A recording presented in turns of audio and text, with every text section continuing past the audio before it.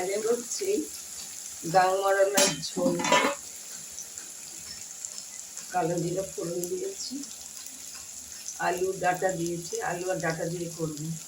লবণ আমি দিয়েছি আর একটু দিলাম। আর একটা সাবজি রান্না, এখানে আছে লবণ অল্প রাখা আছে, হলুদ লঙ্কা, সব বাটা মশলা।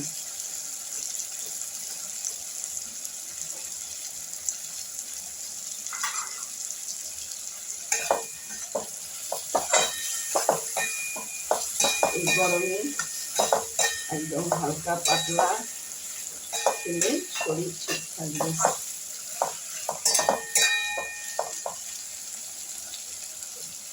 আরেকটু হলুদ দিয়ে দিলাম, রঙটা ভালো হচ্ছে না। আরেকটু হলুদ দিয়ে দিলাম। এটা আমার ভাজা ভাজা প্রায় হয়েই গেছে। এবার আমি মাছটা ছেড়ে যাচ্ছি।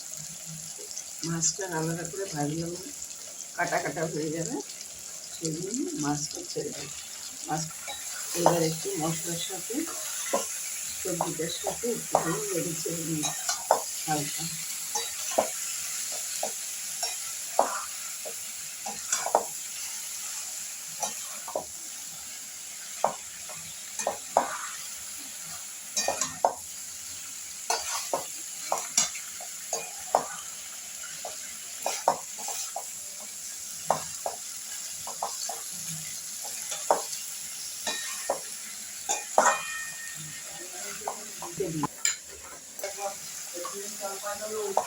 ঝরিয়ে দিচ্ছি।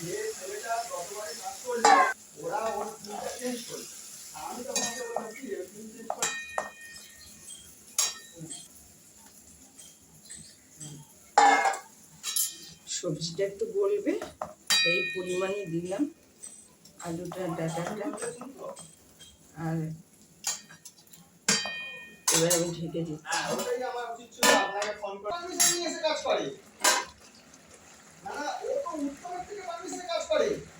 এবার আমি একটু ময়দার গোলা দিয়ে দিচ্ছি।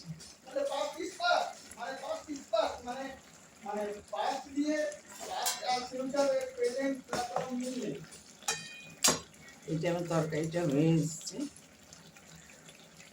কালো জিরে দিয়ে। এটাতে আপনি বাটাও দিতে পারেন, একটু কালো জিরে বাটা, কিন্তু না দিলেও ভালো লাগে খেতে। গরমে খান, দেখবেন ভালো লাগবে।